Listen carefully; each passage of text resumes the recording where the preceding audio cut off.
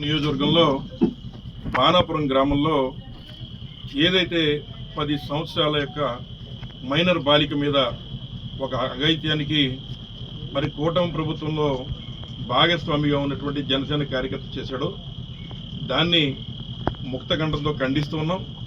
అలాగే ఇక్కడ స్థానికంగా ఉన్నటువంటి మరి ఎవరైతే వైఎస్ఆర్ కాంగ్రెస్ పార్టీ నాయకులంతా ఉన్నారో వారంతా కూడా జరిగినటువంటి విషయాన్ని ఖండించి దాని మీద పోరాటం చేసి ఇవాళ కుటుంబానికి న్యాయం జరిగే విధంగా వారు చేసిన కార్యక్రమానికి వారిని అభినందించడానికి కూడా ఇక్కడ రావడం జరిగింది. ముఖ్యంగా ఇవాళ వైఎస్ఆర్ కాంగ్రెస్ పార్టీ వారి యొక్క ఆర్థిక పరిస్థితి చూసి ఆ కుటుంబం ఉన్నటువంటి పరిస్థితిని చూసి వారికి ఈరోజు మరి మేమందరం కలిపి 1 లక్ష రూపాయల ఆర్థిక సాయం చేయడం, అదేవిధంగా ఆ కుటుంబానికి మరి డిగ్రీ వరకు వచ్చే విధంగా అమ్మాయి చదువుకునే విధంగా మరి సాయం చేసేటువంటి విధానం కానీ లేదా వారికి ఇల్లు కట్టుకుంటే దానికి కొంత ఆర్థిక సాయం కూడా చేస్తామన్నమాట చెప్పడం జరిగింది. అలాగే ఇదే విషయాన్ని జగన్మోహన్ రెడ్డి గారి దృష్టిలో కూడా పెట్టడం జరిగింది. తప్పనిసరిగా మళ్ళీ పార్టీ పరంగా కూడా వారికి మరింత ఆర్థిక సాయం చేసే విధంగా మేము చేస్తామని చెప్పి ఆ కుటుంబానికి అండగా ఉన్నామనేటువంటి మాట చెప్పడానికి ఇవాళ ఇక్కడికి రావడం జరిగింది. మరి అలాగే నేను తెలియజేస్తూ ఉన్నా, ఏదైతే ఈ రోజున కూటమి ప్రభుత్వం వచ్చిన తర్వాత పూర్తిగా ప్రజలకి రక్షణ అనేటువంటిది కరువైంది. అందులో భాగంగానే ఒక ఇక్కడ జరిగినటువంటి సంఘటన 10 సంవత్సరాలు ఉన్నటువంటి మైనర్ బాలిక మీద సుమారు 6-7 సార్లు అత్యాచారం చేసే వరకు మరి ఇక్కడ పరిస్థితులు వెళ్ళాయంటే ఒక్కసారి కూటమి ప్రభుత్వం కూడా ఆలోచన చేసుకోవాలి. ఎందుచేతంటే మనుషులైనటువంటి మనం మనుషులైనటువంటి మనం ముఖ్యంగా ఒక పార్టీలో నాయకుడిగా మరి ఇక్కడ ఉన్నటువంటి ఎమ్మెల్యే గారు పక్కనే ఉండి ఓపెనింగ్లు చేయించాడు. అట్లాంటి వ్యక్తి ఈ రోజున ఒక బాలిక మీద ఈ రకమైనటువంటి మరి అత్యాచారాన్ని పాల్పడడం అనేటువంటిది మరి సమాజం అంతా కూడా తలదించుకోవాల్సినటువంటి అంశం అని చెప్పి సందర్భంగా తెలియజేస్తున్నాం.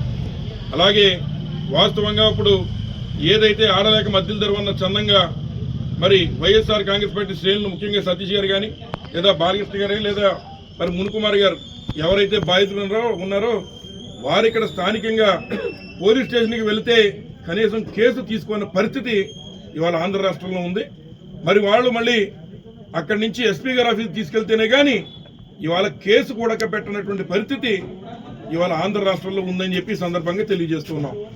ముఖ్యంగా మరి ఏదైతే మరి ఇవాళ ఇష్యూ ఈ రకంగా బయటకు వచ్చిన తర్వాత ప్రజలంతా వీళ్ళ చీకొడుతూ ఉంటే ఇప్పుడు హడావిడిగా ఉన్నటువంటి ప్రజాప్రతినిధులు నిన్నొచ్చి మేమేదో కొంత డబ్బు ఇస్తున్నాం లేదా మేము ఇక్కడతో దీన్ని ఎలా చేస్తున్నాం అనేటువంటి చెప్పి వెళ్ళిపోవడం జరిగింది. చేతులు దురుక్కున్నారని మేము భావిస్తున్నాం. ఎందుచేత ఈ మాట చెప్తున్నామంటే వైఎస్ఆర్ కాంగ్రెస్ పార్టీ ప్రతిపక్ష పాత్ర పోషించక ముందే మీరు దీని మీద కేసు కట్టి ఉండాలి. అంతేగాని ఇవాళ పోలీసులు చేయాల్సిన పని కూడా ఇవాళ వైఎస్ఆర్ కాంగ్రెస్ పార్టీ ప్రజలకు దండగా నిలబడి ఇవాళ ప్రజలను న్యాయం చేస్తున్నారనేటువంటి దానికి ముమ్మడివరం నియోజకవర్గంలో జరిగినటువంటి ఈ ఉదంతమే ఒక ప్రత్యక్ష ఉదాహరణ అని చెప్పి సందర్భంగా తెలియజేస్తూ తప్పనిసరిగా ప్రజలకు అండగా ఉంటాం. ఇక ఏదైతే మరి జనసేన వాళ్ళు కౌంటర్ చేశారు మొన్న ఈ విషయంలోనే, అసలు ఆ కార్యకర్త మాకు సంబంధమే లేదు, 2019లోనే నుంచి మాకు సంబంధం లేదని చెప్తున్నారు. 2019లో మీకు సంబంధం లేకపోతే స్థానికంగా ఉన్నటువంటి ఎమ్మెల్యే పక్కన నుంచి బట్టి మీరు ఓపెనింగ్ ఏ రకంగా చేయించారు. మరి ఆ రోజున మరి ఎలక్షన్ ముందు మరి కొన్నటువంటి మా పితాని బాలకృష్ణ గారు కూడా ఒక ప్రత్యక్ష సాక్ష్యం. ఆ రోజున దానికి ఉదాహరణ మీరు పక్కనే పెట్టుకుని ఎలా జనసేన ఉన్నటువంటి కార్యకర్తలు టీడీపీలో ఉన్నటువంటి పైశాచికత్వంతో నిండిపోయినటువంటి మనసులతో ఉన్నటువంటి వారు ఇవాళ ప్రజల మీద ఈ రకంగా అధికారం చేత పట్టుకుని ఇవాళ ప్రజలు హింసిస్తున్నారని చెప్పి సందర్భంగా మనం చేస్తున్నాం. తప్పనిసరిగా మమ్మల్ని ఎదుర్కొంటాం, ప్రజల పక్షాన్ని వైఎస్ఆర్ పార్టీ నిలబడుతుందని చెప్పి ఈ సందర్భంగా తెలియజేస్తున్నా. ఇక అలాగే ఇక రాష్ట్ర వ్యాప్తంగా వచ్చినట్లయితే మరి ఏదైతే రాష్ట్ర వ్యాప్తంగా కాశీబుగ్గలో మరి వెంకటేశ్వర స్వామి దర్శనానికి వెళ్తే మరి సుమారు 10 మంది చనిపోయిన విషయం మీరందరూ కూడా చూస్తున్నారు. మరి అలాగే ఏదైతే అంతకుముందు తిరుమల తిరుపతి దేవస్థానంలో ఎప్పుడూ లేని విధంగా ప్రపంచ ప్రఖ్యాతిగాంచినటువంటి తిరుమల తిరుపతి దేవస్థానంలో సంవత్సరానికి 5,000 కోట్ల బడ్జెట్ ఉన్నటువంటి దేవస్థానంలో మరి అక్కడ కూడా తొక్కిసలాట ఈ కూటమి ప్రభుత్వం వచ్చిన తర్వాత మరి అక్కడ కూడా తొక్కిసలాట జరిగి 6 చనిపోయేటువంటి పరిస్థితి. అలాగే సింహాచలం దేవస్థానంలో మరి ఏదైతే మంత్రులంతా వెళ్ళి ఒక అవినీతి గోడ కడితే ఆ గోడ కూలిపోయి మరి సుమారు 7 చనిపోయిన పరిస్థితి మనందరం కూడా చూసాం. ఇవన్నీ కేవలం ఈ 18 నెలల్లో కూటమి సాధించిన విజయాలు అని మేము అడుగుతున్నాం. ఈరోజు ఒక సామాన్యులు ఏదైతే వారికి ఇష్టదైవమైనటువంటి మరి దేవుడి దగ్గరికి వెళ్ళి దర్శనం కూడా ప్రశాంతంగా చేసుకుని వచ్చే పరిస్థితి ఇవాళ ఈ కూటమిలో లేదని చెప్పి సందర్భంగా తెలియజేస్తూ ఉన్నాను. ముఖ్యంగా మరి దాన్ని డైవర్ట్ చేయడం కోసం ఏదైతే ఇక్కడ ఉన్నటువంటి ప్రభుత్వం యొక్క వైఫల్యం భద్రత కల్పించాల్సినటువంటి ప్రభుత్వం ఇవాళ విఫలమై ఇక్కడ ఉన్నటువంటి ఎవరైతే పోలీస్ డిపార్ట్మెంట్ కానీ లేదా ఉన్నటువంటి ఇంటెలిజెన్స్ డిపార్ట్మెంట్ రెండు కూడా ఈ రోజున కేవలం ఈ ఉన్నటువంటి అధికార పార్టీ ఇళ్లలో పనిచేసే విధంగా తయారైపోయారు. కొంతమంది మరి కష్టపడి పనిచేసే వాళ్ళు ఉన్నప్పటికీ ఇవాళ వ్యవస్థలన్నీ కూడా చంద్రబాబు నాయుడు గారు భ్రష్టు పట్టించడం వల్లే ఈరోజు ఈ పరిస్థితి ఏర్పడింది. మరి వారు చెప్తూ ఉన్నారు అది ప్రైవేటు దేవస్థానం అని. నేను అడుగుతూ ఉన్నా ముమ్మడవరం గ్రామంలో ఉన్నటువంటి మీ విలేకరులని, మరి ఇక్కడ ఏదైతే చెయ్యరు గునేపల్లి మరి ఎంతో ఫేమస్ అయ్యి ప్రతి ఆదివారం మరి ఎంతో మంది భక్తులు వచ్చి మొక్కులు తీర్చుకుంటూ ఉన్నారు. అటువంటి దేవస్థానంలో వేల కొలది జనం వస్తూ ఉన్నారు. స్థానికంగా ఉన్నటువంటి పోలీస్ డిపార్ట్మెంట్కి ప్రతి వారం చెప్పాలని అడుగుతున్నా. అది ప్రభుత్వం యొక్క బాధ్యత, అక్కడ ఉన్నటువంటి సంస్థల యొక్క బాధ్యత. వారు ఎక్కడ ఏం జరుగుతుందనేటువంటిది పోలీస్ డిపార్ట్మెంట్ వారు కానీ లేదా ఇంటెలిజెన్స్ డీజీ గారు కానీ మరి దీని మీద నిఘా పెట్టుకుని ఎక్కడైతే మరి జనం ఎక్కువ పెరుగుతున్నారో గుమిగూడుతున్నారో అటువంటి ప్రాంతాల్లో ఎటువంటి ఇబ్బంది జరగకుండా సామాన్యుల యొక్క ప్రాణాలు కాపాడాల్సిన బాధ్యత ప్రభుత్వానికి అధికారులది. మరి అది చేయలేనప్పుడు మీరు జీతాలు ఎందుకు తీసుకుంటున్నారని చెప్పి మేము అడుగుతున్నాం. మరి ఈ రోజు ఎంత కూడా ప్రభుత్వ వైఫల్యం కారణంగానే ఈ రోజు చంద్రబాబు నాయుడు గారు గతంలో పుష్కరాలకు కొంతమందిని చంపేశారు. అలాగే ఆయన వచ్చిన 18 నెలల్లో ఇంతమందిని పొట్టన పెట్టుకున్న పాపం ఇది దుర్ఘటన కాదు. కాశీబుగ్గ వెంకటేశ్వర స్వామి దేవస్థానంలో జరిగినటువంటిది కానీ, తిరుమల తిరుపతి దేవస్థానంలో తొక్కిసినట్టు కానీ, లేదా ఏదైతే ఇతర చోట జరుగుతున్న ప్రమాదాలు కానీ ప్రమాదాలు కాదు. ఇవన్నీ కూడా ప్రభుత్వ హత్యలని ఈ సందర్భంగా మేము మనవి చేస్తూ ఉన్నాం. ఎప్పటికైనా బుద్ధి తెచ్చుకుని మెలగాలని కోరుతూ ఉన్నాం. దీన్ని డైవర్ట్ చేయడం కోసం, ఏదైతే ప్రజల యొక్క దృష్టి మరల్చడం కోసం ఈరోజు ప్రజలంతా కూడా మన మీద తిరుగుబాటు చేస్తారేమో, మనం పరిపాలించడంలో వైఫల్యం చెందాం, అది దొరికిపోయాం కాబట్టి దీన్ని మరల్చాలంటే డైవర్షన్ పాలిటిక్స్ చేయాలన్నటువంటి దాంట్లో భాగంగానే మరి నేడు ఎవరైతే మనకున్నటువంటి మరి జోగి రమేష్ గారిని, వారి సతీమణి గారిని వారిని మరి అరెస్ట్ చేసే కార్యక్రమం చేసి మరి అక్రమ మద్యం కేసులు అరెస్ట్ చేసి వారిని వేధింపులకు గురి చేస్తున్నారని మనం చేస్తున్నా.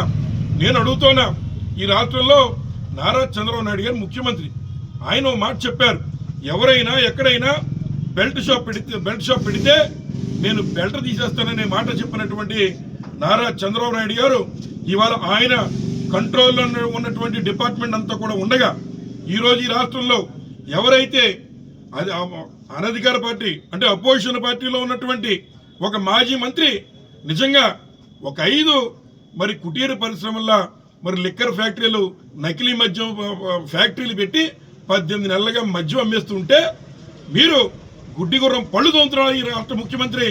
అలాగే మీకున్నటువంటి మంత్రిని ఇప్పటికే మీరు ఎక్సైజ్ మంత్రిని బర్తరఫ్ చేయాలా, అలాగే ఈ వైఫల్యాలకు కారణం అవుతున్న హోమ్ మినిస్టర్ గారిని బర్తరఫ్ చేయాలా. మరి ఈ కార్యక్రమాలన్నీ చేయలేకపోతున్నందుకు నారా చంద్రబాబు నాయుడు గారు రాజీనామా చేయాలని చెప్పి మేము కోరుతూ ఉన్నాం. గతంలో హుందా కలిగినటువంటి రాజకీయవేత్తలు వారి విధులు వారు సక్రమంగా నిర్వర్తించలేకపోతే వారి మీద ఒక అభియోగం వస్తే వారు తప్పుకొని హుందాగా వ్యవహరించేవారు.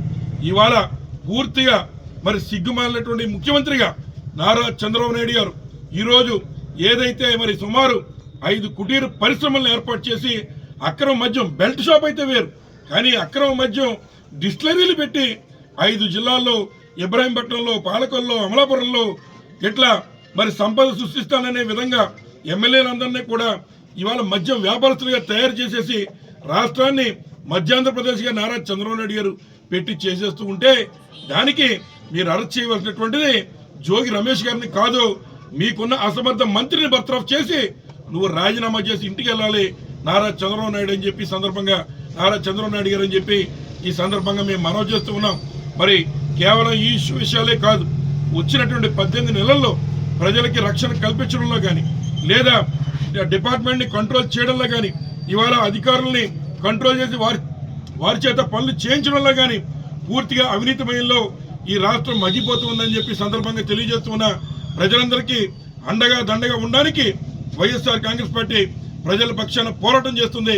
తప్పనిసరిగా మన మెడికల్ కాలేజీ ఉద్యమాలు కానీ లేదా ఈ యొక్క రాష్ట్రంలో ఉన్నటువంటి ఆస్తుల్ని జగనమ్మే కార్యక్రమం చేస్తున్నటువంటి నారా చంద్రబాబు నాయుడు గారికి రాబోయేటువంటి కాలంలో బుద్ధి చెప్తారు ప్రజలని చెప్పి ఈ సందర్భంగా తెలియజేస్తూ ముమ్మిడివరం నియోజకవర్గంలో మరి వైఎస్ఆర్ కాంగ్రెస్ పార్టీ శ్రేణులందరినీ కూడా ప్రత్యేకంగా మరొకసారి అభినందిస్తూ వారి పోరాట ఫలితమే ఇవాళ ఈ గ్రామంలో ఎవరైతే మరి మైనర్ బాలిక అత్యాచారానికి గురైందో కొంతమేరకైనా ప్రభుత్వం కూడా దిగొచ్చింది. మరి ఇట్లాంటి ఇంకా అనేక కార్యక్రమాలు ఇక్కడ జరిగాయి, కానీ అవి కూడా బహిర్గతం కావట్లేదు.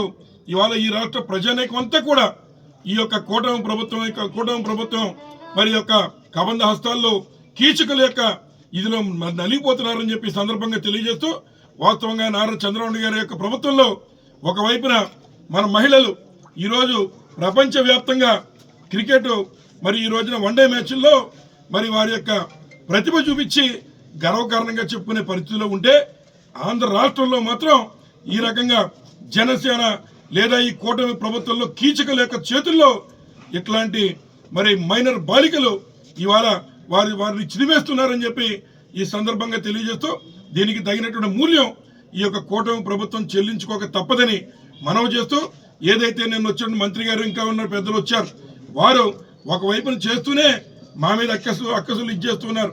ఏమని మీరు ఏదైతే మరి కేవలం హత్య రాజకీయాలు చేస్తున్నారని ఇవాళ ఎక్కడ కూడా హత్య రాజకీయాలు మేము పాల్పడలేదు. ఇవాళ ఈ 18 నెలల్లో ఇదే అమలాపురంలో ఎప్పుడూ జరిగిన విధంగా ఒక వ్యక్తిని ఒకసారి కొట్టినటువంటి సందర్భం ఉంది, అలాగే కాళ్ళతో కట్టి కొట్టిన సందర్భం ఉంది. మళ్ళీ రెండోది నిన్నగాక మొన్న ఒక 4 రోజుల క్రితం ఏదైతే మరి ముఖ్యంగా కోనసీమ ప్రాంతంలో అంబేద్కర్ కోనసీమ ప్రాంతంలో అందరూ కూడా ఏదో ఎలక్షన్లు అయిపోయిన తర్వాత మళ్ళీ అన్నదమ్ముల మాదిరిగా ముందుకు వెళ్ళేటువంటి పరిస్థితులు ఉన్నటువంటి ఈ ప్రాంతంలో ఒక వ్యక్తిని నీచంగా దారుణంగా ఒక మొత్తం కత్తితో చెక్కేసేటువంటి కార్యక్రమం చేస్తే ఇప్పటికి వారం రోజులైనా కనీసం 5 బృందాలు వేస్తామని చెప్తున్నారు, కానీ ఎక్కడ దానికి సంబంధించి పట్టుకున్న దాఖలాలు లేవు. అలాగే మద్యం విషయంలో కూడా ఎవరైతే జయచంద్రారెడ్డి అనేటువంటి వ్యక్తి ఉన్నాడో తంబళపల్లి నియోజకవర్గంలో ఉన్నటువంటి జయచంద్రారెడ్డిని ఇవాళ లోకేష్ ఇంట్లో దాచిపెట్టేసి జనార్దన్ రావునేమో పోలీస్ స్టేషన్లో పెట్టి అతని చేత వెనకాల నుండి స్క్రీన్ ప్లే డైరెక్షన్ అన్ని కూడా నారా చంద్రబాబు నాయుడు గారే ఆడిస్తూ ఈ రాష్ట్రంలో ఒక వికృతమైన చేష్టలు ఈ యొక్క వయసు మళ్లిన ముఖ్యమంత్రి చేస్తున్నాడు. ఆయనకి రిటైర్మెంట్ అవసరమని ఈ సందర్భంగా తెలియజేస్తూ ప్రజల్ని భక్షిస్తే ప్రజలకు అండగా నిలబడడానికి వైఎస్ఆర్ కాంగ్రెస్ పార్టీ ఎప్పుడూ ప్రజల పక్షాన అండగా నిలబడతామని చెప్పి సందర్భంగా తెలియజేస్తూ ఆఖరిగా నష్టపోయినటువంటి ఏదైతే మొన్న తుఫాన్లో నష్టపోయినటువంటి రైతులకు కూడా ఆ యొక్క సొమ్ములు ఎగ్గొట్టడం కోసమే వారికి నష్టపరిహారం ఇవ్వకుండా డైవర్ట్ చేయడం కోసమే ఈరోజు నారా చంద్రబాబు నాయుడు గారు ఈ రకమైన కార్యక్రమాలు చేస్తున్నారు. ప్రతి ఈ యొక్క అంబేద్కర్ కోనసీమ జిల్లాలో సుమారు 70,000 ఎకరాలు నష్టపోయినటువంటిది మీ అధికారులు ఇచ్చిన అంచనే. ప్రతి ఒక్కరికి మీరు ప్రతి ధాన్యం కింద కొనాలా, వారికి నష్టపరిహారం ఇవ్వాలని చెప్పి వైఎస్ఆర్ కాంగ్రెస్ పార్టీ నుంచి డిమాండ్ చేస్తూ ఉన్నాం. ఏం చేద్దంటే నష్టపరిహారం ఇచ్చిన వారికి మేము మళ్ళీ ఏదంటే మినిమం సపోర్ట్ ప్రైస్ ఇచ్చి ప్రభుత్వం మేము కొనలేమనేటువంటి మాట ఇప్పటికీ చెప్తున్నారు అధికారులు. మొన్న యూరియా ఇవ్వడానికి చేతులెత్తే ఈ యొక్క కూటమి ప్రభుత్వం నేడు ధాన్యాన్ని కొనడానికి కూడా ముందుకు రాకుండా కేవలం ప్రచార ఆర్భాటాలకే పరిమితం అయింది. తప్పనిసరిగా ప్రతి రంగు మారిన బియ్యం ఏదైతే జగన్మోహన్ రెడ్డి గారి హయాంలో వారికి క్రాప్ ఇన్సూరెన్స్ ఈ ఒక అంబేద్కర్ కోనసీమ జిల్లాలోనే 358 కోట్ల గతంలో జగన్మోహన్ రెడ్డి గారు ఉన్నప్పుడు మేము ఇచ్చాం. అట్లాంటిది ఇవాళ ₹1 ఈ యొక్క నారా చంద్రబాబు నాయుడు గారి యొక్క అసమర్థత వల్ల రైతులకు కట్టాల్సినటువంటి ఇన్సూరెన్స్ కట్టకపోవడం వల్ల ఇవాళ ఈ అంబేద్కర్ కోనసీమ జిల్లాలో ఉన్న రైతాంగం 358 కోట్ల రూపాయలు నష్టపోయారు. మరి జగన్మోహన్ రెడ్డి గారి టైంలో ఆ రకంగా రైతుల పక్షాన జగన్మోహన్ రెడ్డి గారు ఇన్సూరెన్స్ చేశారు కనుక ఆ రోజు ఆ డబ్బు వారికి వచ్చింది. ఇవాళ చంద్రబాబు నాయుడు గారు ముందు చూపు లేకుండా ఈ కార్యక్రమం చేయకపోవడం వల్ల అంబేద్కర్ కోనసీమలో ఉన్నటువంటి రైతాంగం అలాగే అరటి రైతులు అందరూ కూడా నష్టపోయారు. కాబట్టి ఎట్టి పరిస్థితుల్లో ఆ ఇన్సూరెన్స్ ఇవాళ ప్రభుత్వం ఇవ్వాలని మేము డిమాండ్ చేస్తూ ఉన్నాం. అలాగే ధాన్యం రంగుమారిన ధాన్యం దగ్గర మొదలుపెట్టి మినిమం సపోర్ట్ ప్రైస్ కూడా ఇచ్చి ప్రతి ధాన్యం కింద కూడా కొనాలని చెప్పి ఈ సందర్భంగా డిమాండ్ చేస్తూ సెలవు తీసుకుంటున్నాం. ధన్యవాదాలు.